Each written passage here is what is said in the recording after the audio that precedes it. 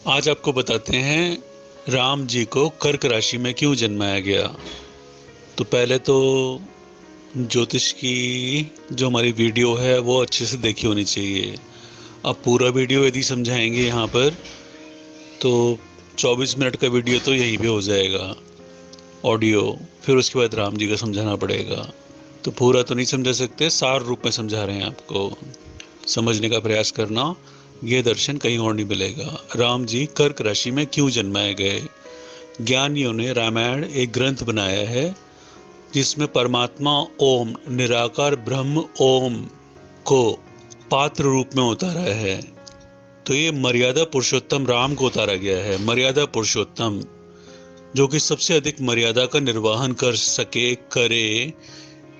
तो 12 राशियों में ऐसा कौन सा व्यक्ति होगा, किस राशि का व्यक्ति होगा जो कि सबसे अधिक संतुलित व्यवहार दिखाएगा। मर्यादा मतलब क्या है? संतुलन, जो चारों ओर से एक संतुलन में रहे। परिवार में, घर में, समाज में, धर्म में, राजनीति में, खेल में, विज्ञान में, हर जगह मतलब एक संतुलन रखे। अर्थशास्त्र में, मनोरंजन में, मर्यादा में। तो वो है कर्क राशि। कैसे है? 3 तरह की राशियां होती हैं, सात्विक, राजसिक, तामसिक। सात्विक राशियां हैं मीन, कन्या, मिथुन, धनु। ये बढ़ता हुआ ऊर्जा क्रम है। मीन सबसे ठंडी, कन्या उससे गर्म, मिथुन उससे गर्म, धनु उससे भी गर्म। तो मीन जो होती है ब्राह्मण होती है, ब्राह्मण स्वभाव की, ब्राह्मण प्रकृति की, मतलब बुद्धि से ब्राह्मण स्वभाव की होती है, दिमाग से काम करती है। धनु तक आते आते गर्मी जो है बहुत बढ़ जाती है, तो वो क्षत्रिय स्वभाव की हो जाती है। तो धनु जो है वो क्षत्रिय स्वभाव की हो जाती है। बीच के वैश्य शूद्र रहते हैं। कन्या वैश्य रहती है, मिथुन शूद्र हो जाती है। फिर उसके ऊपर जब गर्मी और बढ़ती है तो गर्मी ही सिखा देती है कि अब तुम्हें फिर से दिमाग से काम करना है, क्योंकि धनु को गर्मी से हानि हो रही थी। मीन सबसे ठंडी, कन्या उससे गर्म, मिथुन उससे गर्म, धनु उससे गर्म। तो धनु ने गर्मी का अध्ययन किया तो समझ में आने लगा कि इससे हानि होगी। तो जब वो कर्क में आ रही है तो वो फिर से दिमाग से काम करने लगती है। तो कर्क राशि ब्राह्मण स्वभाव की होती है। ये रजोगुड़ी आ गई, रजोगुड़ी। तो रजोगुड़ी में 4 राशियां आती हैं, कर्क, मकर, तुला, मेष। कर्क रजोगुड़ी में सबसे ठंडी ब्राह्मण हो गई, सबसे ठंडी ब्राह्मण हो गई। उससे गर्म वैश्य हो गई। उससे गर्म स्वभाव मस्तिष्क शूद्र हो गया। मकर वैश्य हो गई, तुला शूद्र हो गई क्योंकि गर्मी बढ़ गई, तुला शूद्र है। तुला के व्यवहार में ज्ञान के प्रति बहुत अभद्रता देख सकते हो, अनिच्छा देख सकते हो। तुला जल्दी पकड़ में नहीं आती आध्यात्म की ओर। शनि की 7.5 में आ जाती तो आ जाती है, अन्यथा अध्यात्म से भागती रहती है। ज्ञान से दूरी ही क्या है? शुद्रता है। तो तुला कैसी है? शूद्र राशि। मेष राशि उससे भी बड़ी शूद्र है। बड़े शूद्र को क्षत्रिय बोला जाता है। 2 शूद्र नहीं बोल सकते, बड़ा शूद्र मतलब क्षत्रिय। क्षत्रिय और गर्म है। जहां मस्तिष्क में गर्मी बढ़ रही है वहां ब्रह्म से दूरी बढ़ रही है। ब्रह्म से दूरी बढ़ रही है तो या तो शूद्र है या क्षत्रिय है। क्षत्रिय धर्म से दूर रहते हैं, पर जो धर्म को समर्पित हो जाता है उसी को क्षत्रिय कहते हैं। अन्यथा क्षत्रिय बड़ा शूद्र होता है। तुला शूद्र है तो मेष उससे भी बड़ा शूद्र है। तो कर्क सबसे ठंडी, मकर उससे गर्म, तुला उससे भी अधिक गर्म, मेष इन रजोगुड़ियों में सबसे गर्म। मेष राशि को आध्यात्म वगैरह नहीं दे सकते, गहरा अध्यात्म नहीं दे सकते। तुला को भी देना बहुत कठिन हो जाता है। अब इसके बाद आती हैं तामसिक राशियां। तामसिक राशियों में आती है वृश्चिक, वृष, कुंभ, सिंह। तो वृश्चिक होती है ब्राह्मण। यहाँ गर्मी तो ज्यादा है, लेकिन अधिक गर्मी में भी ये ठंडी है, ये दिमाग से काम लेती है, ये हर जगह नीति से काम लेती है, नीति की बहुत पक्की होती है। मोदी जी वृश्चिक राशि के हैं तो बहुत नीतिवान है वो। उन्होंने एक बार खुलकर बोला था कि मुझसे ज्यादा नीतिवान कोई नहीं है, मुझे राजनीति की बहुत अच्छी समझ है, आपको ये मानना पड़ेगा, उन्होंने बोला था। तो वृश्चिक राशि बहुत नीतिवान होती है क्योंकि बहुत तेज मस्तिष्क होता है इसका। तेज भी होता है और ठंडक भी होती है। तो जहां तेज भी है और ठंडक भी है वहां राजनीति होती है, वहां राजनीति संभाल सकता है। तो वृश्चिक सबसे ठंडी हो गई। फिर वृष उससे गर्म हो गई, ब्राह्मण से गर्म हो गया तो वैश्य हो गया, वैश्य से गर्म हो गए तो शूद्र कौन हो गए? कुंभ हो गए। वृश्चिक, वृष, कुंभ, कुंभ शूद्र हो गए। शूद्र को ज्ञान में ला पाना बहुत मुश्किल है, आती नहीं है हाथ में। वैसे धर्म की अच्छी जानकारी ले लेती है, लेकिन वास्तविक अर्थों में धर्म की ओर नहीं आती। कुंभ बहुत पढ़ाकू जिज्ञासु भी होती है, तो बहुत सारी कुंभ जो हैं धर्म की अच्छी ज्ञानी भी होती हैं, लेकिन धर्म उनके आचरण में नहीं आता, सच्चाई में, सच्चे अर्थ में नहीं आता। वो कामना की तरफ ज्यादा रहते हैं, अपने नाम, पद, धन, इसके लिए अधिक रहते हैं। और कुंभ से गर्म होती है सिंह। सिंह राशि सबसे गर्म। सिंह राशि मतलब महिषासुर, भैंसा, सबसे गर्म। सिंह राशि को ज्ञान दे पाना असंभव काम होता है।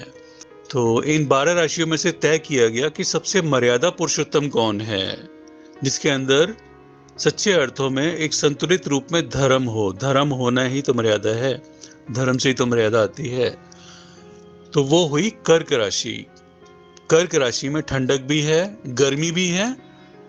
भाई सात्विक राशियों से तो गर्म है, राजसिक की तरफ जा रही है, लेकिन ठंडक भी है, नीतिवान है, अपने मस्तिष्क से काम लेती है। और राम जी की कर्क राशि में कर्क लगन में गुरु बिठा दिए गए थे। गुरु थे और एक ग्रह शायद और था, गुरु का पक्का पता है हमको, गुरु थे। तो कर्क लगन, कर्क राशि, उसमें गुरु बिठा दिए गए। अब गुरु आ गए तो ठंडक आ गई, तो रजोगुणी राशि तो हुई, मतलब गर्मी तो आई, लेकिन गुरु आने से ठंडक और आ गई। तो रजोगुणी का स्वभाव होता है भोग की तरफ प्रवृत्त होना। रजोगुण का मतलब क्या है? भोग की तरफ भागना, माया की, भगवान को छोड़कर, नारायण को छोड़कर भोग की तरफ जाना। तो गुरु आ गए तो ये गर्मी, रजोगुण की गर्मी जो कि राम जी हैं, इनमें मर्यादा आ गई, इनके अंदर एक बहुत संतुलित व्यवहार आ गया। तो इसलिए राम जी को कर्क राशि में जन्माया गया है। राम जी को वृश्चिक राशि में नहीं जन्मा सकते।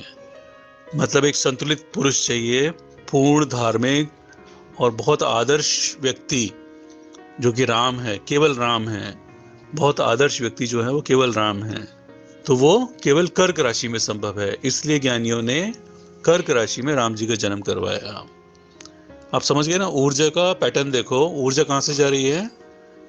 मीन, कन्या, मिथुन, धनु, फिर आई कर्क, उसके बाद ऊर्जा बढ़ती जा रही है। मकर, तुला, मेष, वृश्चिक, वृष, कुंभ, सिंह, ये ऊर्जा चढ़ती हुई जा रही है। तो ऊर्जा चढ़ती हुई जा रही है तो अधिक ऊर्जा माया की ओर ही भगाती है। मस्तिष्क में अधिक ऊर्जा माया की ओर भगाती है, मस्तिष्क में कम ऊर्जा ब्रह्म की ओर, त्याग की ओर भगाती है। लेकिन बहुत कम ऊर्जा हो जाए तो एक अच्छा व्यक्ति तो बनेगा, लेकिन बहुत अच्छा पालक नहीं बन सकता, एक बहुत अच्छा राजा नहीं बन सकता, क्योंकि मस्तिष्क में ऊर्जा भी चाहिए होती है। राजा बनने के लिए दिमाग में, मस्तिष्क में, ब्रेन में एक मेमोरी डाटा जो चाहिए होता है, ज्ञान का डाटा, मेमोरी डाटा, बुद्धि का डाटा, वो अच्छा चाहिए होता है। बुद्धि से रेसिप्रोकेट करने के लिए प्रॉपर हीट चाहिए होती है ब्रेन में, तो वो हीट जो है वो कर्क राशि में मिल पाती है। तो सामान्य कर्क राशि होगी तो वो माया की तरफ ही भागेगी। मेरा भतीजा भी है, वो माया की तरफ ही भागता रहता है। वैसे वो उसका काफी संतुलित वाणी व्यवहार है, लेकिन माया की ओर है। क्यों? क्योंकि कुंडली में गुरु नहीं है, उसकी लगन में गुरु नहीं है। तो राम जी की राशि में गुरु बिठाए गए, तो राम जी का व्यवहार बहुत आदर्श व्यवहार हो गया। फिर बाद में उनके जीवन में गुरु थे ही। एक वशिष्ठ गुरु थे, उनसे उन्होंने अपने इष्ट की साधना करी। फिर एक विश्वामित्र गुरु थे, उन्होंने उन्हें विश्व का मित्र बनाया, मतलब गुप्त सोसाइटी से जोड़ा। गुप्त सोसाइटी पहले आपके भीतर की बुराइयां मरवाती है, तो विश्वामित्र जी ने ले जाकर उनके अंदर की बुराइयां मरवाई। फिर बाकी बुराइयां जो बच गई थी वो उनकी माँ, जो कि रजोगुणी राशि की थी, केकई। केकई रजोगुण को दर्शाती हैं। रजोगुण ने देवासुर संग्राम में भाग लिया था, तो वो जानती हैं कि रजोगुण में बुराइयां रह जाती हैं। तो वो राम को कहती हैं कि राम, अभी तुमने 14 को पूरी तरह से नहीं जाना है, 14 को पूरी तरह से जानो। अभी तुमने ताड़ का सुबाहु वगैरह मार लिए हैं, अभी तुम रावण की ओर बढ़ो, वो तुम्हारे अंदर बैठा हुआ है। 14 को जानो, 14 को जानो, परमात्मा को जानो। 14 अर्थात परमात्मा, 14 अर्थात अमृत, 14 अर्थात ओम, निराकार ब्रह्म को जानो। तब तुम एक आदर्श राजा के योग्य हो पाओगे। तुम एक आदर्श पुरुष तो बन गए हो, एक आदर्श पिता के बेटे तो बन गए हो, पर राजा बनने योग्य नहीं हुए हो अभी। राजा के लिए अपने भीतर की कामनाएं, वासनाएं, जो भी गंदगी होती है या लोभ लालच जो भी है, अहंकार, ईर्ष्या, घृणा, द्वेष, ये सब मारो पहले अच्छी तरह से, और अच्छे से मारो। तो रावण का नाटक रचा गया और रावण मरवाया गया। तो कर्क राशि में क्यों जन्माया गया? क्योंकि कर्क राशि की जो ऊर्जा है, मस्तिष्क की ऊर्जा, वो काफी हद तक संतुलित होती है। उसमें भी गुरु बिठा दिया गया लगन में। गुरु मतलब ठंडक, गुरु ग्रह ठंडक देता है।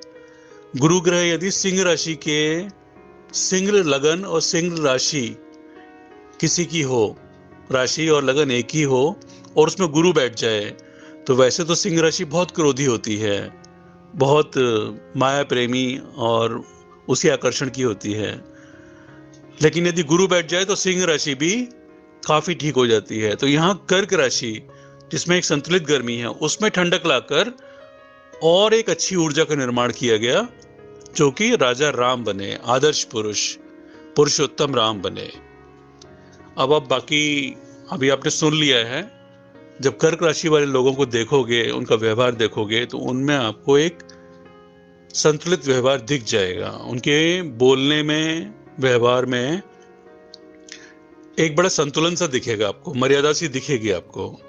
अब वो पूर्ण आदर्श राम तो नहीं दिखेंगे आपको, क्योंकि उन्होंने कोई साधना नहीं करी है, लेकिन थोड़ा सा अंश दिख जाएगा आपको कि उसका दिमाग भी तेज है और संतुलित भी है। मतलब व्यर्थ की मूर्ताएं नहीं है उसमें। तो ये था कर्क राशि में जन्माने का दर्शन। वंदे भारतम आध्यात्मिक केंद्र, नीमनगर, भारत 8249491321 अष्टू जी। वंदे भारतम।